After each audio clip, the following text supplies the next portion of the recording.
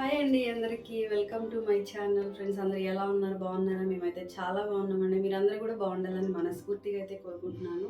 So ఈ రోజు అయితే నేను మంచి రెసిపీతో అయితే మీ ముందుకు వచ్చానమాట.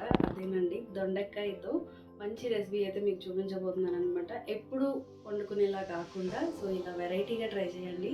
చాలా అంటే చాలా బాగుంటుంది. నేను ఎలా చేస్తానో చూసేయండి. సో ఇదిగో ఫ్రెండ్స్, చూస్తున్నారు కదా, దొండకాయ కర్రీ ఈ విధంగా చేయాలంటే ఎలా చేయాలో నేనైతే మీకు చూపిస్తానండి. సో చూసేయండి ఫ్రెండ్స్.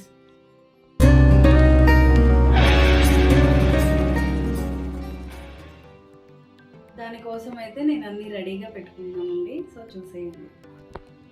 సో ముందుగా అయితే నేను ఒక 1/2 కేజీ దొండకాయలు అయితే తీసుకొని నీట్గా కడిగి ఇలాగైతే పెట్టుకున్నానండి. అలాగే ఒక కప్పు పెరుగు అనమాట. సో అలాగే ఒక 2 ఉల్లిపాయలు ఇలా అయితే కట్ చేసుకున్నాను. అలాగే పచ్చిమిర్చి, అల్లం వెల్లుల్లిపాయలు అనమాట. సో వీటితోటి ఈ విధంగా చేస్తే మాత్రం మామూలుగా ఉండదండి, చాలా అంటే చాలా బాగుంటుంది అనమాట. సో ఈ విధంగా అయితే చేసుకుంటే చాలా అంటే చాలా టేస్టీగా ఉంటుందండి పచ్చిమిర్చితో అయితే. సో స్టార్ట్ చేసేద్దాం. ఇప్పుడైతే దొండకాయలు అయితే కట్ చేసుకుందామండి. సో మనం ముందుగా అయితే చక్కగా అటు ఇటు ఇట్లా కట్ చేసేసుకొని 4 ముక్కలుగా అయితే కట్ చేసుకుందామండి. సో మంచిగా ఇలా అయితే కట్ చేసుకోవాలన్నమాట. ఈ విధంగా అయితే 4 ముక్కలుగా కట్ చేసుకుంటే కర్రీకి మంచిగా ఉంటుందండి. సో చక్కగా ఈ విధంగా అయితే కట్ చేసుకోవాలన్నమాట. సో ఇప్పుడు మనం దొండకాయలు అయితే కట్ చేసేసుకున్నాం కదా. ఇప్పుడైతే ఉల్లిపాయలు ఇంకా పచ్చిమిర్చి, అల్లం వెల్లుల్లిపాయలు అయితే మంచిగా మిక్సీ వేసేసుకున్నామండి. ఇప్పుడైతే మనం మిక్సీ గిన్నె తీసుకొని చక్కగా కట్ చేసి పెట్టుకున్న ఉల్లిపాయలు, అలాగే పచ్చిమిర్చి, అలాగే అల్లం వెల్లుల్లిపాయలు, అలాగే కొంచెం కొత్తిమీర అనమాట. చక్కగా ఇవన్నీ వేసుకొని గ్రైండ్ చేసుకుంటే మంచి గ్రేవీ అయితే వస్తుంది అనమాట. టేస్ట్ కూడా చాలా బాగుంటుందండి. చూసారు కదా, పేస్ట్ అయితే సూపర్గా వచ్చిందండి. అంటే కొంచెం ఇట్లా తడి ఉండాలి, మరీ తడి కాదు, ఇట్లా కొంచెం దగ్గరగా అయితే ఉండాలన్నమాట. ఇలా ఉంటే పేస్ట్ మాత్రం చాలా బాగుంటుంది టేస్ట్. నేనైతే ఒక ప్యాన్ పెట్టేసుకొని స్టవ్ వెలిగించేసుకున్నానండి. ఇప్పుడైతే కర్రీకి సరిపడా ఆయిల్ అయితే వేసుకున్నాను అనమాట.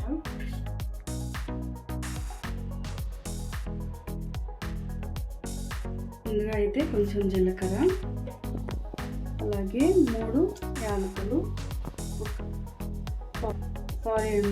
లవంగాలు అన్నమాట. ఇప్పుడైతే 2 యాలకులు, అలాగే కొంచెం చెక్క, ఒక స్టార్.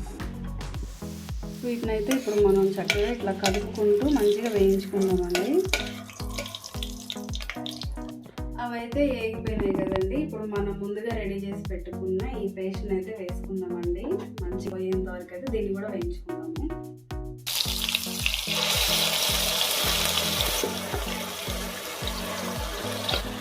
చక్కగా దీన్ని కూడా ఇలా కలుపుకుంటూ మంచిగా వేయించుకుందామండి, పచ్చి వాసన పోయేంత వరకు. చూసారు కదా ఫ్రెండ్స్, ఇట్లా చక్కగా కలుపుకుంటూ ఇలాగైతే వేయించుకోవాలన్నమాట. స్మెల్ అయితే మామూలుగా లేదండి, సూపర్గా వచ్చేస్తుంది. సో ఇట్లా ఈ విధంగా కానీ చేసుకుంటే మాత్రం దొండకాయ కర్రీ సూపర్ అంటే సూపర్గా ఉంటుందండి, చాలా బాగుంటుంది. సో చుట్టాలు ఎవరైనా వచ్చినా కూడా ఇలా చేసి పెడితే మళ్ళీ చేయమని అడుగుతారనమాట, అంత బాగుంటుంది. సో ఇప్పుడైతే పేస్ట్ కూడా మంచిగా వేయించుకున్నామండి. ఇప్పుడు మనం ముందుగా రెడీ చేసి పెట్టుకున్న దొండకాయ ముక్కలు అయితే వేసేసుకున్నాము.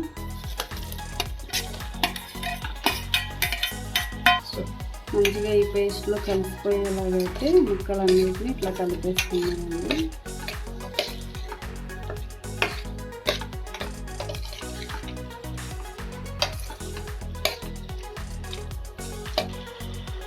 ఇప్పుడు కొంచెం పసుపు అండి, అలాగే దొండకాయ ముక్కలు మంచిగా మగ్గిపోవడానికి సాల్ట్ కూడా అయితే యాడ్ చేసుకున్నాను.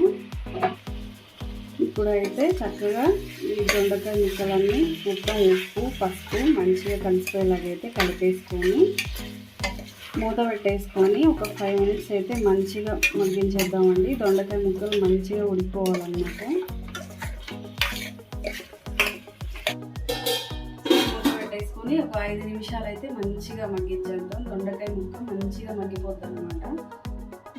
సో ఇదైతే మధ్య మధ్యలో తిప్పుకోవాలండి, తిప్పుకుంటూ ఉడికించుకోవాలన్నమాట.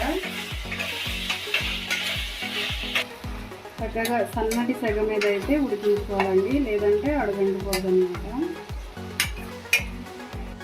ఇప్పుడైతే ఒకసారి చూసుకుందామండి. చూడండి చక్కగా మగ్గిపోయింది అన్నమాట దొండకాయలు. ఇప్పుడు మనం దీంట్లో కొంచెం కారం అయితే వేసుకుందామండి. సరిపడా కారం అయితే వేసుకున్నాను. అట్లాగే మనం ముందు కొంచెం మగ్గించుకోవడం కోసం అని కొంచెం అయితే ఉప్పు వేసుకున్నాం కదా, ఇప్పుడైతే రుచికి సరిపడా వేసుకున్నాను అనమాట ఇంకొంచెం. అలాగే గరం మసాలా ఇప్పుడైతే మొత్తం కలిసిపోయేలాగైతే కలిపేసుకున్నామండి. ఉప్పు కారం అయితే మంచిగా కలిపేసుకున్నాం కదా, ఇప్పుడైతే మనం పెరుగు అయితే యాడ్ చేసుకున్నామండి. నేనైతే దానికి సరిపడా కొంచెం పెరుగు అయితే తీసుకున్నాను అనమాట. ఇప్పుడు ఇది కూడా మొత్తం కలిసిపోయేలాగా కలిపేసుకుందాము.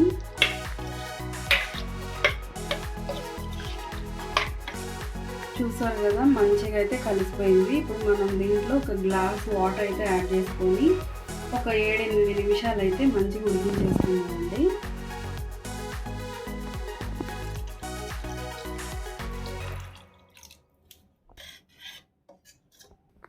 సో ఒక గ్లాస్ వాటర్ అయితే యాడ్ చేసుకున్నాం కదా, మనం మంచిగా కలిపేసుకున్నాం అనమాట. ఇప్పుడైతే ఒక 7-8 నిమిషాలు అయితే మూత పెట్టేసుకొని ఇట్లా ఈ విధంగా చేసుకుంటే సూపర్గా ఉంటుందండి, చాలా బాగుంటుంది. ఒకసారి అయితే చూసుకుందామండి. చూసారు కదా ఫ్రెండ్స్, చక్కగా ఆయిల్ అయితే పైకి తేలిందంటే కర్రీ అయితే రెడీ అయిపోయినట్టేనమాట. మామూలుగా లేదండి, చాలా అంటే చాలా బాగుంది.